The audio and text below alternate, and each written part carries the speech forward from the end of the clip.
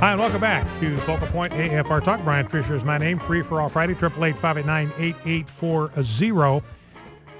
Now, we've had this showdown over these death benefits for the military. As you are aware, the military policy provides a $100,000 death gratuity. It's called a death benefit to the spouse of a soldier who dies in battle. We had 4 or 5 soldiers in Afghanistan died over the weekend. It turned out that the running total was up to 29 soldiers who had died in battle and were being denied this death benefit despite the fact that members of Congress passed a law to make sure that the military was fully funded. All active military and all the costs associated with active military were fully funded. That bill was signed into law by President Obama. He knew that. So this is Chuck Hagel and Barack Obama just being mean. I mean, there's no other way to put this, ladies and gentlemen, that they were simply being cruel to members of the military who had lost loved ones on the field of battle. It's mean-spirited. It's vindictive. It is reprehensible. It is obscene. It is grotesque. And this goes right to the commander-in-chief and to Chuck Hagel, the Secretary of Defense. They did this on their own volition. They did not need to do it, but they intentionally did it. And, and they said before the shutdown happened, look, one of the things that's going to happen is we're going to have to deny these soldiers their death benefits. They said that on September 27. That's one of the reasons why the House passed this law to make sure that didn't happen. But they went ahead and did it anyway. They went ahead and withheld these death benefits anyway. I mean, it's hard to get any lower than that. And so yesterday, the House sent a bill, went through the Senate to make sure that these death gratuities were paid. And President Obama, after Jay Carney was out, he's not going to sign that. There's no need to sign that. We've got this private foundation that stepped up to do this, so he's not going to do that. He turned around and signed it because the public perception on this thing was so horrible, so terrible, he realized that he had to do it. And so he did it. And now the Associated Press is out there, and their story on it, they are painting President Obama as the hero. I mean, this just shows you how twisted the mainstream media is. They are presenting Barack Obama as some kind of hero that went to bat for the families of these fallen soldiers who are being denied their benefits because of the evil Republicans. They don't say a word about the fact that this was entirely a self-inflicted wound on these families, not self-inflicted, but inflicted by Barack Obama, without any kind of statutory warrant whatsoever. Here is what the Associated Press says. Families of fallen troops will be assured of receiving death benefits under legislation President Barack Obama signed Thursday amid a national firestorm after the Pentagon suspended the $100,000 payments during the partial government shutdown. So it's like Barack Obama had nothing to do with this.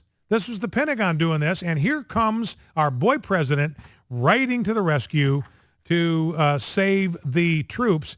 But the AP, you get, and they don't even say this, but until yesterday, Obama didn't even want to sign this bill, and neither did Harry Reid. Clip 1, let's listen to Harry Reid about this death benefit bill on the Senate floor. The agreement that Senator Hagel came up with would give everyone, to provide fallen family members who are in the military, a full set of benefits they've been promised, including the $100,000 death benefit gratuity. So the death benefit issues has been resolved. The Department of Defense stepped forward and took care of everything. And so this issue is largely moot.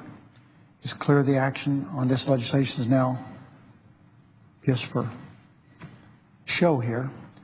We all agree that it was a bad thing that the government shutdown led to this added grief for the families who had suffered such a terrible loss. Now we need to do what we can to prevent any further bad results, and there have been plenty of them in other areas. The right thing to do is to prevent more of these in other areas, and the House should just vote and open the government. The issue's been taken care of, and it's terrible that we even got to this. So it's interesting to me. It's terrible that we even got to this point. It's Harry Reid, and Chuck Hagel. It's amazing to me how they spin this and how the media is compliant with this. here's Harry Reid commending Chuck Hagel for coming up with this solution. Well, Chuck Hagel created the problem. And the only reason that he looked for some kind of way out is because of the outrage from the American people. And so he praises Chuck Hagel to the skies. This is an agreement that Chuck Hagel came up with. The Department of Defense stepped forward and took care of everything. And by the way, this was with a private foundation that was going to present this money, going to give this money to the families of those soldiers who had died. But that was in the nature of a loan. President Obama was in essence borrowing this money, $2,900, well, let's see, whatever 29 is times $100,000, that's $2.9 million. President Obama was essentially borrowing that money from this private foundation. He can't do that. He's got no authority to borrow money on his own. Chuck Hagel has no authority to borrow money on his own. So it was flatly unconstitutional, flatly illegal, this so-called solution. And then Harry Reid says, look, this legislation to make sure that these soldiers and their families get taken care of is now just for show. So this whole business is just political theater. Harry Reid says, well, this is the second time now that Republicans have made sure that this death benefit could be taken care of, first in the original legislation and now in this second piece of legislation that should be completely unnecessary because they took care of it the first time around. And then Harry Reid talks about like this was all accidental. It all happened. We had nothing to do with this. It was just a sort of an unfortunate set of circumstances. Is a bad thing that the government shutdown led to this added grief. Like Barack Obama, Chuck Hagel had absolutely nothing to do with this.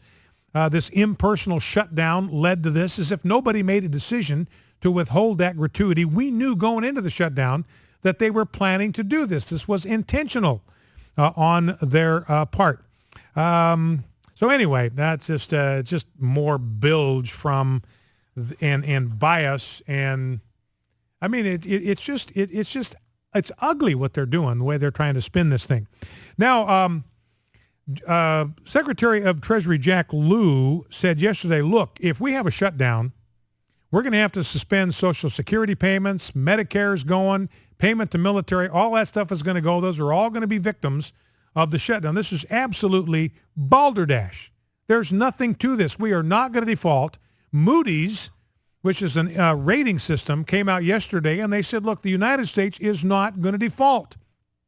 United States is going to take care of the debt, the service on the debt. They're going to pay the interest on the national debt. It takes less than 10% of incoming revenues. I got a story, CNS News. The government took in more money in the first 9 days of the shutdown this year than they did last year, same 9 days. Money is rolling in to the Treasury, $55 billion worth or something like that. So anyway, here's Orrin Hatch, and he just takes Jack Lew to the cleaners. Here's clip 1 or clip 3, Orrin Hatch. Secretary Lew, you have also publicly stated that only Congress has the power to lift the debt limit. Now, while it is ostensibly true that Congress has the power to raise the debt limit, there will be no increase if the President does not agree. At the same time, despite your public statements to the contrary, it is not true that raising the debt limit has only to do with spending Congress has already approved. This line of argument is based on a premise that Congress makes spending decisions unilaterally and that the executive branch plays no role in the process. That premise is simply false. No amount of spending can be enacted without the President signing it into law. And Orrin Hatch is exactly right. Every dollar that has been spent has Barack Obama's fingerprints all over it, because that money could not be spent until he added his John Hancock to the spending bill. And remember, Barack Obama is always out there just blaming everything on Congress. Congress has got to pay for the bills that it racked up, like he had nothing to do with it. And Orrin Hatch says, look, his fingerprints are all over this. He's as responsible for this as Congress because he had to sign every one of those spending bills. Here is clip number 4, Orrin Hatch still on Jack Lew. There have been several other instances of false advertising from the administration concerning the debt limit.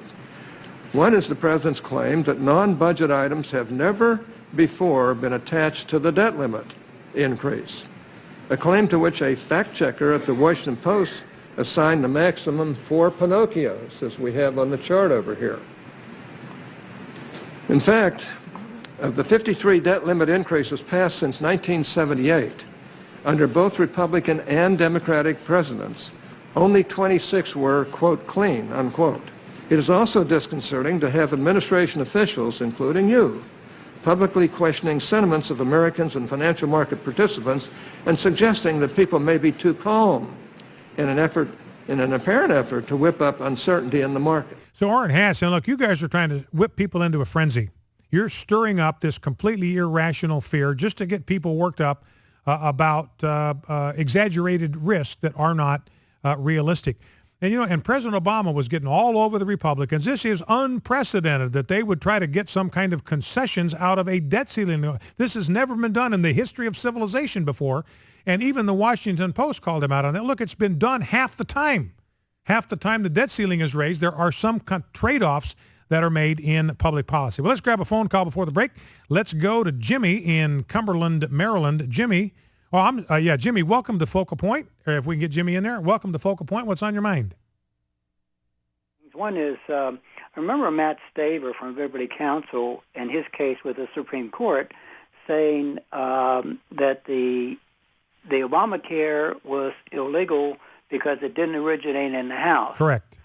Okay, so I don't know what's going on with that. The other thing is, Brian, thank you and Sandy Rios and AFR for your great work. I think you had a guest on your program within the last week or two that's written a book, and he just really went through Obamacare, the original bill as it was finally issued, and then compared it to the way it was examined by the Supreme Court. Mm-hmm. And he said that John Roberts, Chief Justice John Roberts, either rewrote, I can't remember the whole story, how it was, he rewrote 2 paragraphs or put 2 paragraphs in there so he could pass that law and get the media off his back.